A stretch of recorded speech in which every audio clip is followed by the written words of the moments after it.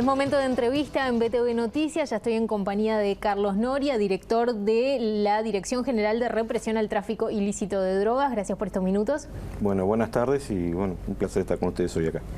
Bueno, en las últimas semanas, meses, se han sumado muchas noticias de incautaciones grandes, algunas acá y otras en Europa, por ejemplo, pero que pasaron por acá y quedó constatado de grandes cargamentos de cocaína. ¿Cómo están observando ese fenómeno? No, estamos teniendo una problemática que es común en la región, digo, no es solamente en Uruguay que está teniendo incidencia de este tipo de tráfico, es decir, las zonas de producción de la cocaína básicamente están todas en Sudamérica y hay una necesidad de los grupos criminales dedicados a este tipo de delitos de llevar sus cargamentos hacia los mercados de consumo que principalmente están en Norteamérica y en Europa.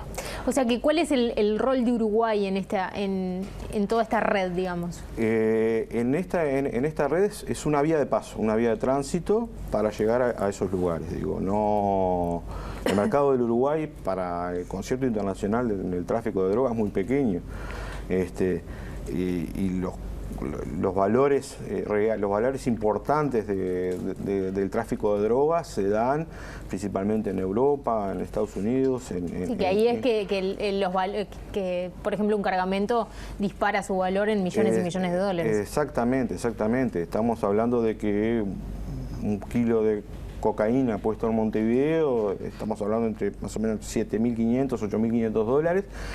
Y ese mismo kilo de cocaína puesto en Europa, ya hablamos de más de 35.000 dólares. Pero recién conversábamos antes de comenzar la nota, los números en 2019 se han disparado en cuanto a incautaciones respecto al 2018. Es que está habiendo un fenómeno de que los grupos criminales están trabajando de manera distinta. ¿Eso les está obligando a cambiar la estrategia que estaban llevando adelante? Sí, efectivamente, sí. Nosotros siempre fuimos considerados un lugar de paso alternativo. Ahora esa alternancia se dio más seguido, digo. Nosotros, esta situación nos llevó a modificar o a ver algunos movimientos extraños que nos permitan a nosotros iniciar algún tipo de investigación junto con la Fiscalía especializada para poder determinar el real fin de esos grupos criminales y poder actuar en nuestro país contra ellos. Claro, cuando pasó lo de el cargamento que se detectó en Hamburgo, también cuando pasó lo del aeropuerto, un jet privado que pasaron muchísimos bolsos, bueno, después se abrió una investigación, hay gente que quedó comprometida por eso, funcionarios uruguayos, etcétera. La sensación que quedaba con esas noticias es, por acá de repente puede pasar cualquier cosa y nadie se entera. Que eso también tiene la contracara, que es que están habiendo un montón de incautaciones y que ustedes efectivamente están deteniendo cargamentos, como pasó con el camión que detuvieron con un montón de cocaína. ¿Qué es lo que de repente falta en cuanto a las fronteras en Uruguay y cómo lo están viendo ustedes? El tema de las fronteras, digo, en el caso específico... Fronteras me refiero, por ejemplo, al puerto, me refiero al aeropuerto o también físicas, ¿no? Sí, no. En el caso de los 4.500 kilos en Hamburgo, hay todo un protocolo que se lleva adelante en los cargamentos que salen vía el puerto, cargamentos comerciales legales, no estamos hablando, en el cual hay prima el tema del comercio exterior y la necesidad de exportar los bienes producidos en nuestro país hacia el exterior. Digo. Entonces, a veces los tiempos que dan para hacer una revisión adecuada de los contenedores y el volumen de contenedores que se manejan en el puerto complican a veces poder detectar aquellos cargamentos que están contaminados o que llevan algún tipo de sustancia que no deberían. Digo. Y esa es la principal problema. ¿Y las organizaciones se aprovechan de eso, digamos? Por supuesto que sí, digo, es decir, las organizaciones criminales están permanentemente tratando de innovar en el tráfico a los efectos de evitar el control de las autoridades policiales o marítimas o portuarias, lo que fuere. Digo, eso nos obliga a nosotros a estar permanentemente cambiando la estrategia y viendo dónde es necesario prestar más atención a los movimientos sospechosos. Hace poco también se requisaron unos 1000 kilos de marihuana. Aproximadamente. ¿Eso qué sensación les deja? ¿Quiere decir, se podría pensar que de repente la política de marihuana legal no está teniendo una incidencia directa en el tráfico ilegal de marihuana?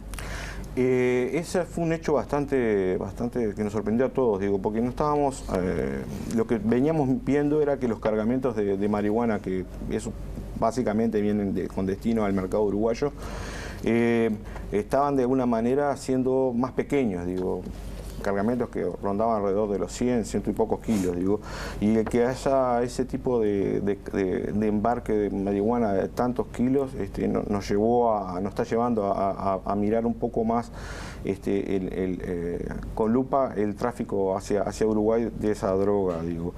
Ya te digo, los últimos tiempos, tanto la droga que nosotros veníamos incautando en Uruguay, como también teniendo noticia de actividades de la policía de la región que estaban llevando adelante también que están llevando adelante este tipo de tareas, y se veía de que los cargamentos con destino a Uruguay no sobrepasaban. O sea, podía pensarse que estaba funcionando el tema de que el mercado legal le estaba comiendo, digamos, espacio o territorio al mercado ilegal. Sí, evidentemente sí que le está comiendo, de alguna manera le está comiendo, ya que si vamos a los registros que tiene el IRCAD en cuanto a los números de usuarios que están registrados, es un número importante, o sea que esa porción del mercado se le ha sacado. Lo que nosotros veníamos viendo en este año eran esos cargamentos pequeños que estábamos viendo, y que el número de incautaciones o el número global de incautaciones estaba de alguna manera bajando con respecto a lo que veíamos anteriormente. Nosotros estábamos viendo más o menos un promedio de 2 toneladas y media al año de incautación de marihuana, y este año, hasta esta incautación, llevábamos casi 1 tonelada, faltando poco para terminar el año, ¿no? Bien, ¿qué está pasando con el tráfico interno? ¿Y por qué sigue habiendo tanta actividad de sicarios si uno tiene, por las noticias que parecen de las investigaciones que se están llevando adelante, parecería ser que cada organización tiene como su territorio? Sí, eso, la territorialización de los grupos criminales locales, digo, eso no es un fenómeno nuevo, es un fenómeno que se viene dando de hace tiempo. Digo, en el tema de la violencia intracriminal, no solamente se da por el tema del tráfico de drogas, se da por un montón de hechos más que tienen que ver con la necesidad de ocupar de repente ciertos mercados o abarcar ciertos mercados, o también el tema del ascenso dentro de las bandas en cuanto a la jerarquía y a poder dominar determinada zona o determinado grupo. ¿Qué es lo que pasa de repente cuando caen los narcos? Que de repente uno ve y son de los grupos en el territorio, digamos, y tal vez uno puede pensar, bueno, cayó un líder narco, pero en la escalera, digamos, de la organización da la sensación de que el que está arriba de todo no cae. ¿Son fenómenos propios de este tipo de cómo se organizan este tipo de organizaciones? ¿O qué dificultades hay para llegar hasta arriba, digamos, de la...? Ahí tenemos un aspecto, digo, por lo general, en el tema del tráfico internacional, es decir, los grupos que nosotros hemos detectado acá son gente que responde a otra gente de jerarquía que no están en el país, digo, y que no, de alguna manera tampoco, cuando ellos caen acá, no quedan identificables esas personas, digo. Sabemos de que el fenómeno del tráfico internacional de drogas ha mutado, digo. Ya en este momento no vemos esas grandes bandas criminales de antaño en el cual un grupo criminal dominaba todo el proceso, ¿sí? Desde la plantación, producción, distribución, traslado, etcétera, etcétera. Eso ya no se ve más, sino que cada parte o porción del tráfico es dominado por diferentes diferentes organizaciones. Ahí está, digo, ¿no? Es decir, las famosas bandas criminales, como se dice en la zona andina, es decir, hay un grupo que se dedica a la plantación, otro grupo que se dedica a la producción, y así cada uno de los estados son manejados por diferentes organizaciones criminales mucho más pequeñas. Digo, entonces a veces llegar a esas personas es bastante complicado. Si bien mantenemos un intercambio fluido de información con toda la región, digo, se complica a veces identificar efectivamente a quién estamos combatiendo en esa oportunidad. Carlos Noria, sin duda queda muchísimo para conversar en otra oportunidad. Gracias por estos minutos. No, por favor, a la orden como siempre.